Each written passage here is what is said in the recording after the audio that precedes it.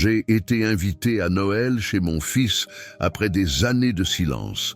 La maison brillait, les invités riaient, la table débordait, mais lui n'était pas libre. En voyant ses beaux-parents contrôler sa maison, son entreprise et même sa voix, j'ai compris la vérité. Mon fils ne fêtait pas Noël. Il était captif de sa propre vie. L'invitation était arrivée par la poste, une carte élégante aux motifs hivernaux, mais dont le contenu me glaçait le sang. Vous êtes cordialement invités à célébrer Noël chez Marc et Chloé. Marc, mon fils unique, et Chloé, sa femme. Le problème n'était pas l'invitation en soi, mais la mention suivante. Écrite en petits caractères, presque une clause, les parents de Chloé, les Dupont-Léger, seront également présents et organiseront les festivités. Google Images Elegant Christmas Invitation Card. Depuis le mariage de Marc et Chloé, il y a 5 ans, la relation avec mes beaux-parents avait été tendue, pour ne pas dire inexistante. Ils me considéraient comme une femme simple, une mère célibataire qui avait élevé son fils avec peu de moyens et qui n'était pas à la hauteur de leur standing social. Leurs regards condescendants, leurs remarques acerbes, leur silence lourd de jugement avaient transformé chaque rencontre familiale en un véritable calvaire. Marc, mon fils, avait toujours été mon rayon de soleil, un enfant doux, intelligent, qui avait su surmonter les difficultés de notre vie modeste avec une résilience admirable. Je l'avais élevé seul, lui inculquant des valeurs de respect, d'humilité et d'amour. Le voir s'épanouir, réussir ses études, trouver un bon emploi, puis épouser Chloé, une femme qu'il aimait, avait été ma plus grande fierté. Mais avec Chloé étaient venus les Dupont-Léger et avec eux une ombre s'était étendue sur notre relation. Au fil des ans, Marc s'était éloigné. Les appels se faisaient plus rares, les visites plus espacées.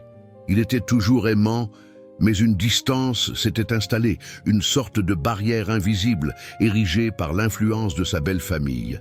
J'avais essayé de comprendre, de ne pas juger, de me dire que c'était le cours normal des choses, que les enfants prenaient leur envol.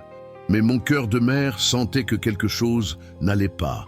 Cette invitation de Noël était la première depuis 3 ans. Les précédentes avaient été des excuses vagues de Chloé ou des « nous serons en voyage » des Dupont-Léger. J'avais toujours passé Noël seul ou avec quelques amis, le cœur lourd de l'absence de mon fils. Cette année, l'invitation était là, mais elle sonnait comme une obligation, une formalité, et la mention des Dupont-Léger organisant les festivités chez mon fils. C'était une humiliation à peine voilée. Malgré tout, je ne pouvais pas refuser. C'était Noël, et c'était mon fils. Je devais y aller, ne serait-ce que pour lui, pour voir son visage, pour lui montrer que je l'aimais, quoi qu'il arrive. Le jour de Noël, je me suis préparé avec une anxiété grandissante. J'avais choisi une robe simple, mais élégante, un cadeau de Marc pour mon anniversaire. J'avais mis mes plus beaux bijoux, une paire de boucles d'oreilles que ma propre mère m'avait léguées. Je voulais être digne, ne pas leur donner prise. Google Images Woman dressing up for a special occasion, looking a bit anxious. Des dizaines d'invités, tous élégamment vêtus, des visages que je ne connaissais pas. Les Dupont-Léger étaient au centre de l'attention, recevant les compliments, dirigeant les conversations. Chloé, ma belle-fille, était à leur côté, rayonnante, mais avec un sourire un peu trop figé. Et Marc, mon fils, je l'ai cherché du regard.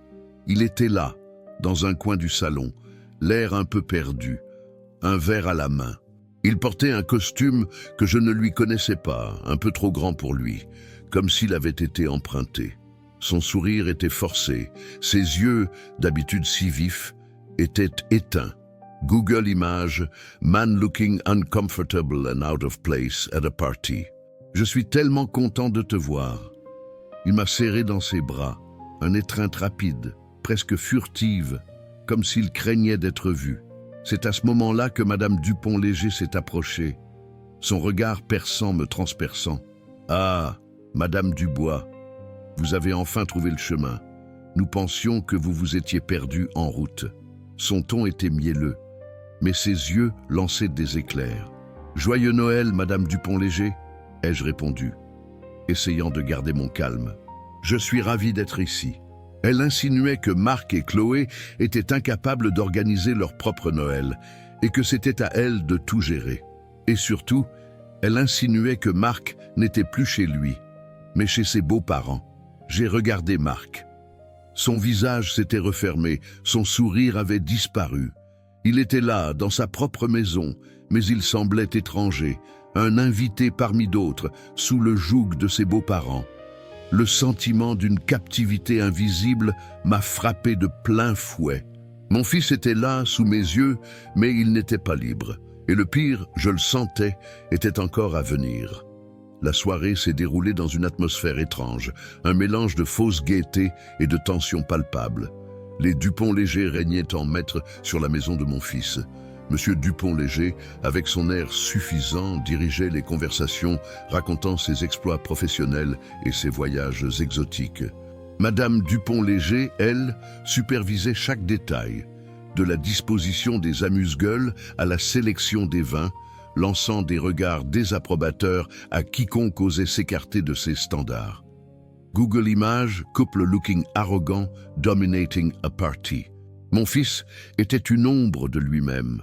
Il se déplaçait dans sa propre maison comme un étranger, évitant les regards, répondant par monosyllabes. J'ai essayé de l'approcher à plusieurs reprises, de lui parler, de comprendre ce qui se passait.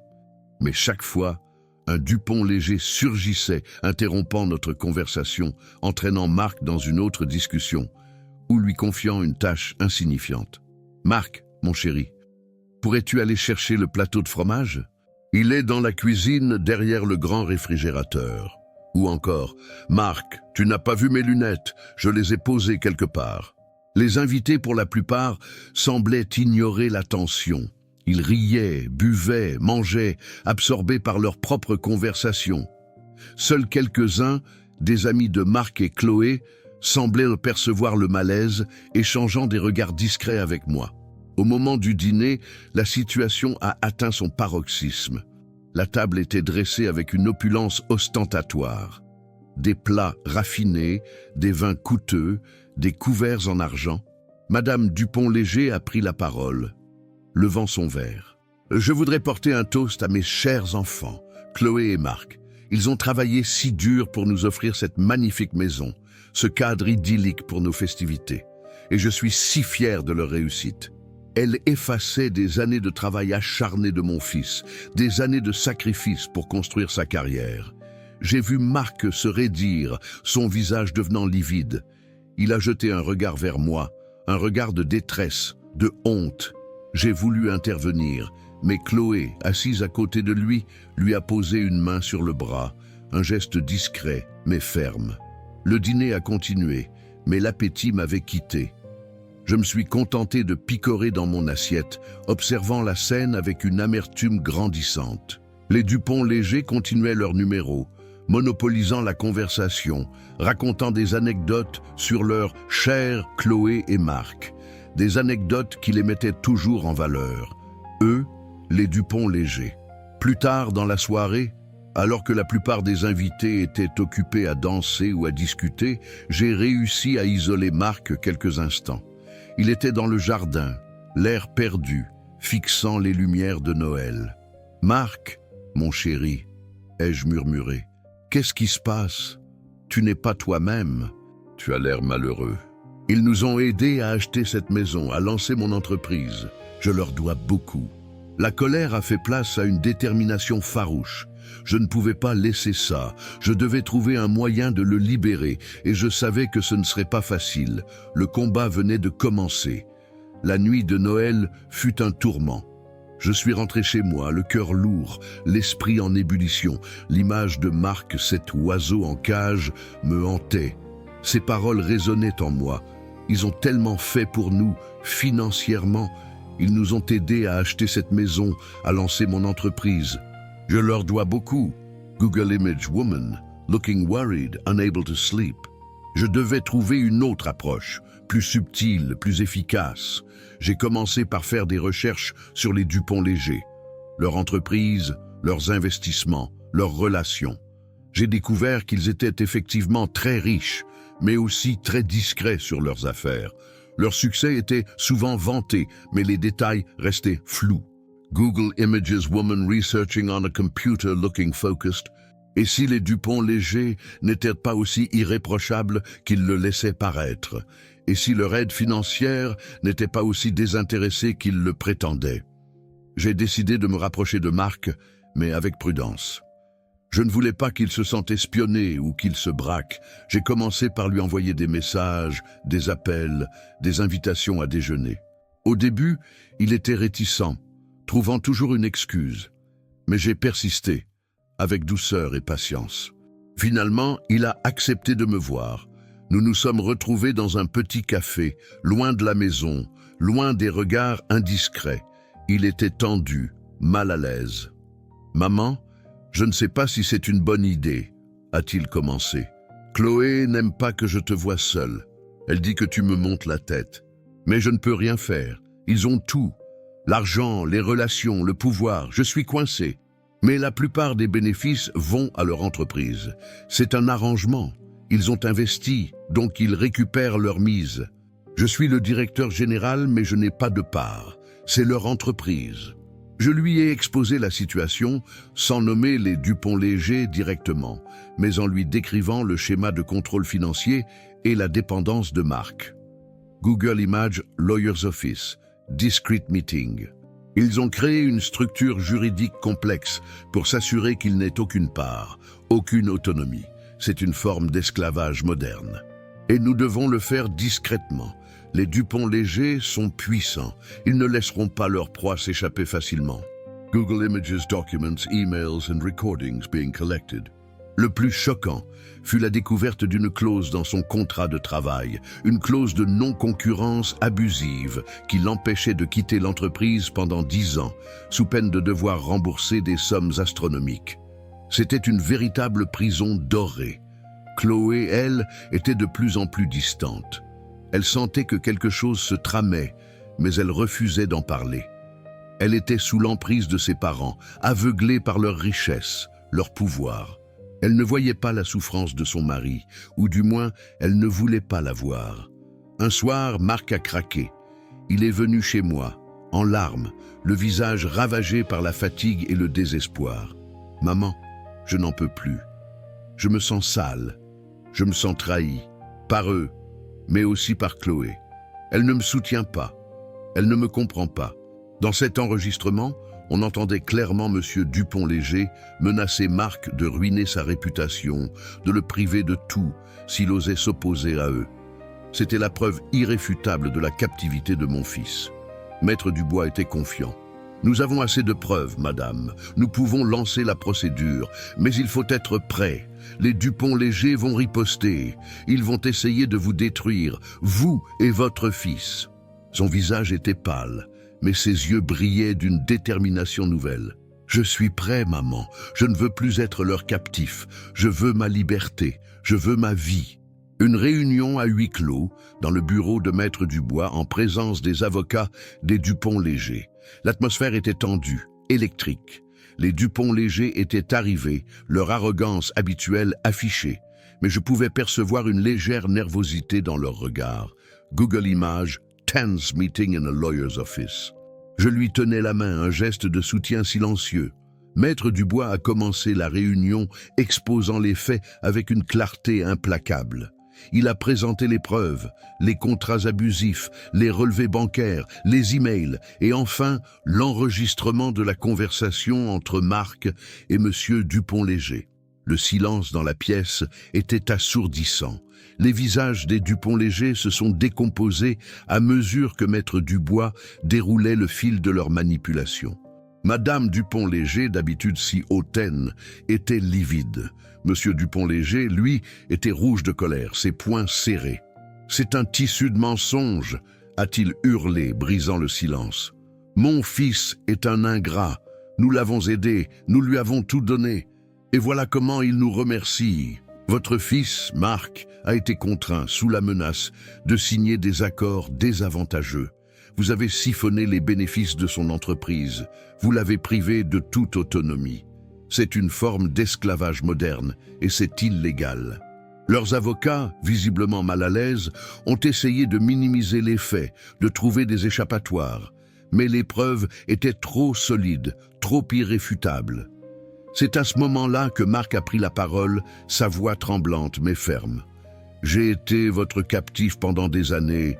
Vous m'avez privé de ma liberté et de ma dignité. Vous avez détruit ma relation avec ma mère. Mais c'est fini. Je ne suis plus votre marionnette. Je veux ma liberté.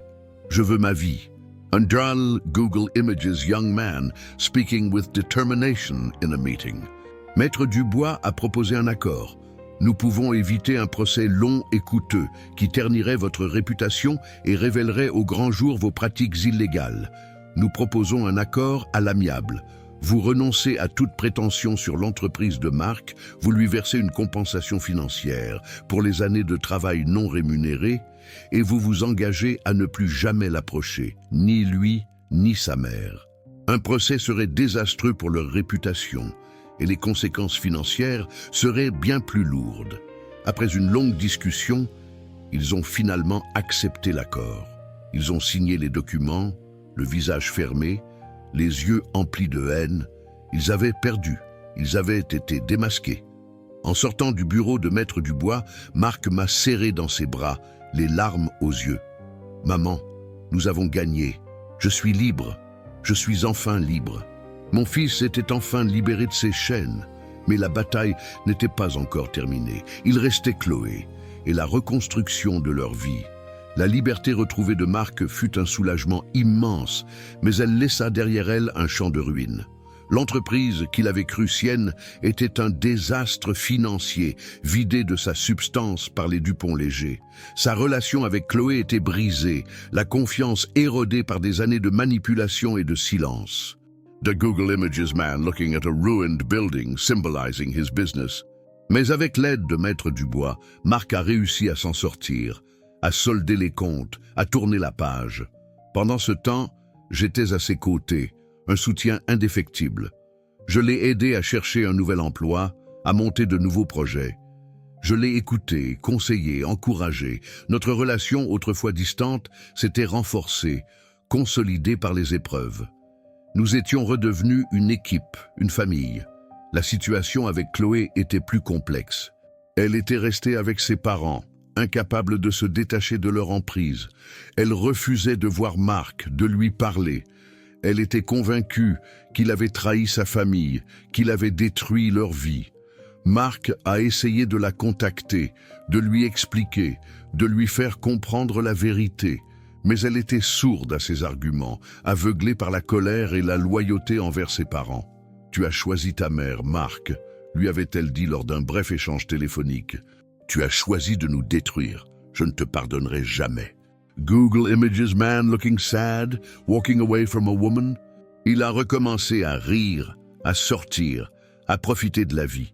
Quant à moi, j'ai retrouvé mon fils, mon Mark, mon rayon de soleil. Il était là, à mes côtés, plus fort, plus mature, plus libre que jamais. Nous passions des heures à discuter, à partager, à rire. Nous avions retrouvé notre complicité, notre amour inconditionnel. La reconstruction était un processus long et difficile, mais elle était en marche. Mark avait appris de ses erreurs, de sa naïveté.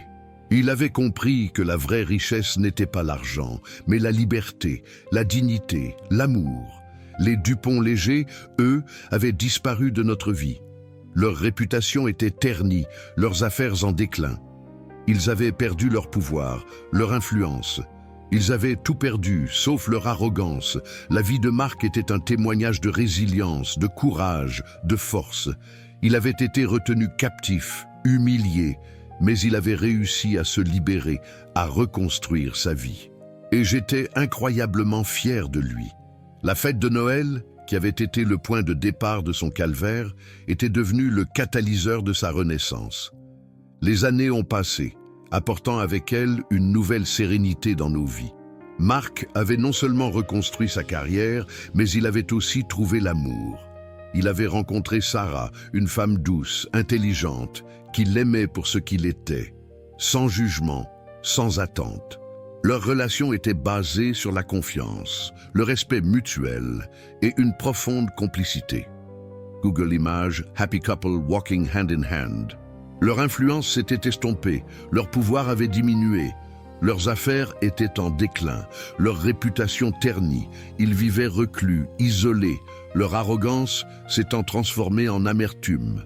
Un jour cependant, l'écho du passé est revenu frapper à notre porte.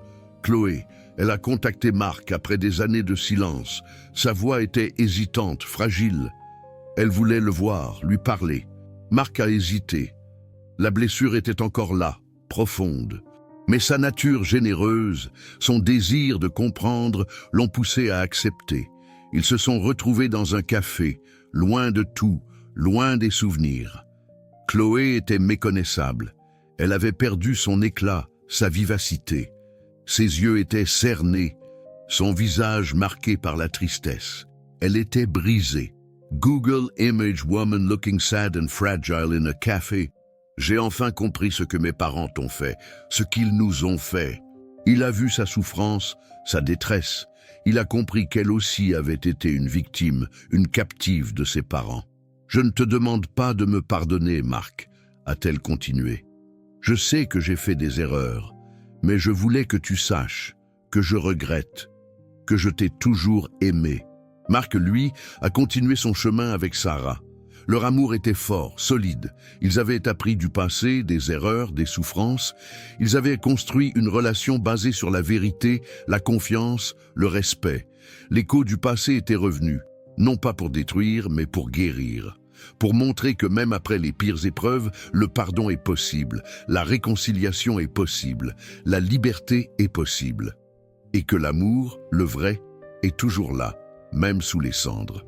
Les années ont continué de s'écouler, tissant une tapisserie riche et complexe de notre vie. Mark et Sarah se sont mariés dans une cérémonie intime et chaleureuse, loin de l'ostentation et des jugements. J'étais là, rayonnante de bonheur, voyant mon fils enfin épanoui, entouré de l'amour qu'il méritait. Google Images Intimate Wedding Ceremony, Happy Family. La naissance de ma petite fille, Léa, a apporté une joie immense dans nos vies. Elle était le symbole de notre renaissance, de notre victoire sur les ténèbres du passé. Mark avait créé sa propre entreprise, une entreprise innovante, basée sur des valeurs éthiques et humaines. Il avait mis à profit son expérience, ses erreurs, pour construire un modèle d'affaires différent, où le bien-être des employés et l'impact social étaient aussi importants que les bénéfices. Son entreprise prospérait, non pas par la prédation, mais par la collaboration, par le respect. Chloé, elle, avait continué son chemin de reconstruction. Elle avait retrouvé sa force, sa dignité. Elle était devenue une femme indépendante, épanouie. Elle avait même créé une association d'aide aux victimes de manipulation familiale, utilisant son expérience pour aider d'autres personnes à se libérer de l'emprise de leurs proches. Elle était devenue une amie, une alliée, une sœur de cœur. Les Dupont-Léger étaient tombés dans l'oubli, leur nom n'étant plus qu'une lointaine résonance d'une époque révolue. Leur histoire servait parfois d'exemple, non pas pour les humilier, mais pour rappeler la fragilité de l'orgueil et la vacuité des richesses matérielles sans âme. Leurs erreurs avaient, paradoxalement, contribué à forger la force et la résilience de notre propre lignée. Un jour, alors que je me promenais dans le jardin de Mark et Sarah, j'ai vu ma petite fille, Léa, jouer, rire et planter de jeunes pousses. Elle était l'incarnation de l'espoir, la promesse d'un avenir lumineux. J'ai senti une paix profonde m'envahir, une gratitude immense pour la vie que j'avais vécue, pour les leçons que j'avais apprises, pour l'amour que j'avais reçu et donné. At Google Images, happy grandchild playing in a garden planting seeds.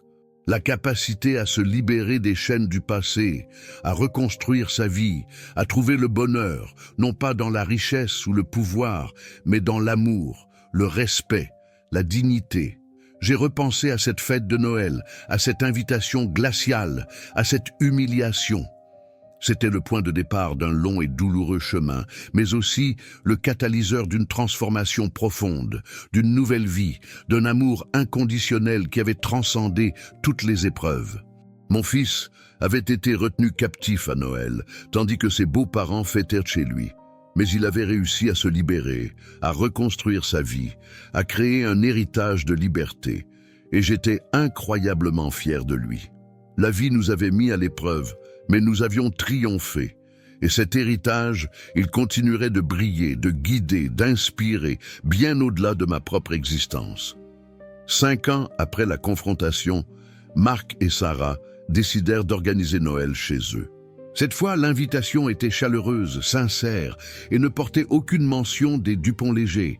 C'était leur Noël, leur maison, leur famille. Google Images, Warm and Inviting Christmas Scene in a Home. L'ambiance était joyeuse, détendue, emplie d'amour et de partage. Marc était rayonnant, un père aimant, un mari attentif. Sarah, douce et sereine, veillait sur tout avec bienveillance. Au moment du dîner, Marc a pris la parole, levant son verre. « Je voudrais porter un toast à ma mère qui m'a toujours soutenu, qui m'a montré le chemin de la liberté. À Sarah, mon amour, qui m'a donné une nouvelle vie, une nouvelle famille. À Chloé, qui a eu le courage de se libérer, de se reconstruire. Et à Léa, notre petite étoile, qui illumine nos vies. Loin des humiliations, des manipulations, des souffrances du passé, un Noël de paix, d'amour, de partage. Les Dupont-Léger, eux, étaient absents. Leur absence était une présence, un rappel silencieux des ténèbres du passé. Mais leur ombre ne planait plus sur nous. Nous étions libres. Léa, ma petite fille, a couru vers moi, un dessin à la main. C'était un dessin de notre famille. Marc, Sarah, Chloé, moi et elle, tous souriants, main dans la main. « C'est nous, mamie », a-t-elle dit, ses yeux brillants. « C'est notre famille. » Le moment où mon fils, retenu captif à Noël, avait enfin trouvé sa liberté, son bonheur, sa famille, et j'étais là, témoin de cette aube nouvelle, de cette rédemption. Mon cœur de mère était comblé. La vie nous avait mis à l'épreuve, mais nous avions triomphé. Et cet héritage, il continuerait de briller, de guider, d'inspirer, bien au-delà de ma propre existence. Les années ont continué de s'écouler, tissant une tapisserie riche et complexe de notre vie. Marc, désormais un homme accompli, était une figure respectée dans le monde des affaires et de la philanthropie. Son entreprise prospérait, non pas par la prédation, mais par la collaboration, par le respect. Il avait créé un modèle d'affaires éthique et humain, où le bien-être des employés et l'impact social étaient aussi importants que les bénéfices. Google Images, modern, ethical business office, diverse team working together. Les Dupont-Léger étaient restés des ombres lointaines, des chapitres clos de notre histoire. Leur influence s'était estompée, leur pouvoir avait diminué. Leurs affaires étaient en déclin, leur réputation ternie. Ils vivaient reclus, isolés. Leur arrogance s'étant transformée en amertume. Leur histoire servait parfois d'exemple, non pas pour les humilier, mais pour rappeler la fragilité de l'orgueil et la vacuité des richesses matérielles sans âme. Un jour, alors que je me promenais dans le jardin de Marc et Sarah, j'ai vu Léa, ma petite fille, jouer avec ses amis, rire et planter de jeunes pousses. Elle était l'incarnation de l'espoir, la promesse d'un avenir lumineux. J'ai senti une paix profonde m'envahir. Une gratitude immense pour la vie que j'avais vécue, pour les leçons que j'avais apprises, pour l'amour que j'avais reçu et donné. Google Images Happy Children Playing in a Sunny Garden. La capacité à se libérer des chaînes du passé, à reconstruire sa vie, à trouver le bonheur, non pas dans la richesse ou le pouvoir, mais dans l'amour, le respect, la dignité. J'ai repensé à cette fête de Noël, à cette invitation glaciale, à cette humiliation. C'était le point de départ d'un long et douloureux chemin, mais aussi le catalyseur d'une transformation profonde, d'une nouvelle vie, d'un amour inconditionnel qui avait transcendé toutes les épreuves. Mon fils avait été retenu captif à Noël, tandis que ses beaux-parents fêtaient chez lui. Mais il avait réussi à se libérer, à reconstruire sa vie, à créer un héritage de liberté. Et j'étais incroyablement fier de lui. La vie nous avait mis à l'épreuve, mais nous avions triomphé. Et cet héritage, il continuerait de briller, de guider, d'inspirer, bien au-delà de ma propre existence. Je me suis assise sur le banc, sous l'ombre bienveillante d'un vieil arbre, et j'ai fermé les yeux. J'ai revu le visage de Marc, son sourire doux, ses yeux vifs. J'ai entendu sa voix, ses conseils, ses encouragements. J'ai senti sa présence, son amour, sa sagesse. Et j'ai su que, tant que nous porterions son héritage en nous, il ne serait jamais vraiment parti. L'héritage d'une aube nouvelle s'était levé et elle continuerait de briller, génération après génération, un phare dans la nuit, un guide vers la vraie richesse, celle du cœur.